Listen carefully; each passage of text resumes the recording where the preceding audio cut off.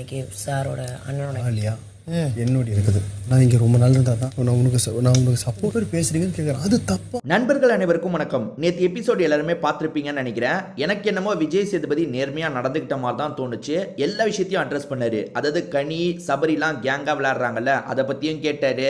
அதுக்கப்புறம் திவாகரையும் கண்டிச்சாரு, கானா வினோத்தையும் கண்டிச்சாரு. ஏறக்குறைய எல்லாமே எனக்கு கரெக்டாக பண்ண மாதிரி தான் இருந்தது. உங்களுக்கு எப்படி இருந்தது அப்படின்றத கமெண்ட் செக்ஷனில் சொல்லுங்கள். அதே மாதிரி இந்த வீடியோவை பற்றி பார்க்குறதுக்கு முன்னாடி வீடியோக்கு ஒரு லைக் போடுங்க. நிறைய பேர் லைக் கூட பண்ணுறீங்க, சப்ஸ்கிரைப் பண்ணாமல் இருக்கீங்க. சேனலை சப்ஸ்கிரைப் பண்ணி வச்சுக்கோங்க. உடனே எல்லா அப்டேட்டும் வரும். சரி, அதுக்கப்புறம் அதாவது நேற்று எபிசோடு முடிஞ்சதுக்கப்புறம் என்ன நடந்தது அப்படின்றத பற்றி தான் பார்க்க போகிறோம். பார்வதி இருக்காங்கல்ல, கானா வினோத்துக்கிட்ட பேசுறதுக்காக வராங்க. அண்ணன் பேசிட்டு போனதுக்கப்புறம் உங்களுக்கு என்ன தோணுச்சு அப்படின்ற மாதிரி கேட்குறாங்க. அதாவது விஜய் சேதுபதியை தான் அண்ணனை மென்ஷன் பண்ணுறாங்க. இன்னைக்கு எபிசோடு முடிஞ்சதுக்கப்புறம் உங்களுக்கு என்ன தோணுது அப்படின்ற மாதிரி கேட்குறாங்க. கானா வினோத் என்ன சொல்கிறாருன்னா, இதுக்கப்புறம் ஜாலியாக ஃபன் பண்ணுற கேரக்டரா எல்லார்கிட்டையும் கலகலப்பாக இருக்க போகிறேன் அப்படின்ற மாதிரி சொல்லிட்டாரு. காரணம் என்னன்னா நீங்கள் திவாகரையே நோண்டிட்டு இருக்கீங்க, அப்படிலாம் பண்ணாதீங்கன்ற மாதிரி சொன்னாங்கல்ல.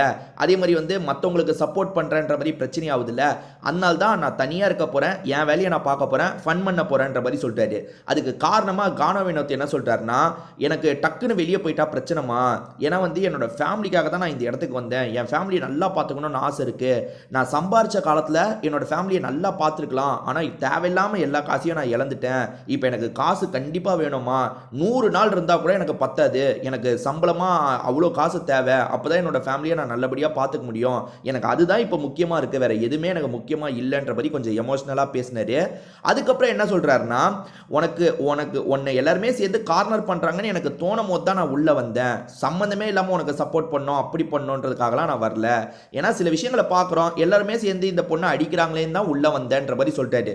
இவர் ஆமாங்க, அந்த மாதிரி சிச்சுவேஷனில் தான் பார்வதிக்கு சப்போர்ட் பண்ண வந்தார். யோசிச்சு பாருங்க, கனி எஃப்ஜேக்குனா ஒன்று பண்ண மாட்டாங்க, பார்வதிக்குனா ஒன்று பண்ணுறாங்கன்னும் போது தான் இவர் உள்ளே நுழைஞ்சிருப்பாரு.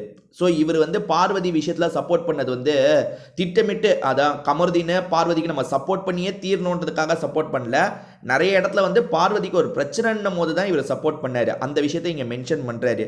மென்ஷன் பண்ணி இதுக்கப்புறம் சப்போர்ட் பண்ணாமல் இருப்பேன்ற டோனில் சொல்கிறாரு. ஏன்னா சப்போர்ட் பண்ணாதான் பிரச்சனையாகுது, எதுக்கு சப்போர்ட் பண்ணோன்ற டோனில் பேசுகிறாரு. அப்போ பார்வதி இருக்காங்கல்ல, ஆனால் விஜய் சேதுபதி சார் அப்படி சொல்லலை, அவர் சொன்னது என்னன்னா, அதாவது எல்லாரும் சேர்ந்து ஒருத்தரை கார்னர் பண்ணுறதும் தப்பு, அதாவது குரூப்பிசம் பண்ணி ஒருத்தரை கார்னர் பண்ணுறதும் தப்பு, அதே சமயம் ஒருத்தருக்கு அநீதி நடக்கும் போது பேசாமல் இருக்கிறதும் தப்பு. நீங்கள் ஒருத்தருக்கு அநீதி நடக்குதுன்னு தெரிஞ்சால் நீங்கள் பேசி தான் ஆகணும். அதே சமயம் ஒருத்தரை கூட்டமாக சேர்ந்து அடிச்சிடலாம், அவங்கள காலி பண்ணிடலாம் நீங்கள் நினைக்கிறதும் தப்புன்ற மாதிரி தான் விஜய் சேதுபதி சொன்னாருன்ற மாதிரி சொல்லிட்டாங்க. பார்வதிக்கு என்ன பயம்னா, சப்போர்ட் பண்ணுறதே கமருதீன்னு கானா வினோத் தான், இப்போ கானா வினோத்தும் சப்போர்ட் பண்ணாமல் போயிடுவாரான்ற மாதிரி உள்ளுக்குள்ளே ஒரு பயம் வேற இருக்குது. அதனால தான் இந்த விஷயத்தை அழுத்தி அவர்கிட்ட சொல்கிறாங்க. அவருமே புரிஞ்சுக்கிறாரு, எனக்கு புரியுதுமான்னு சொல்கிறாரு.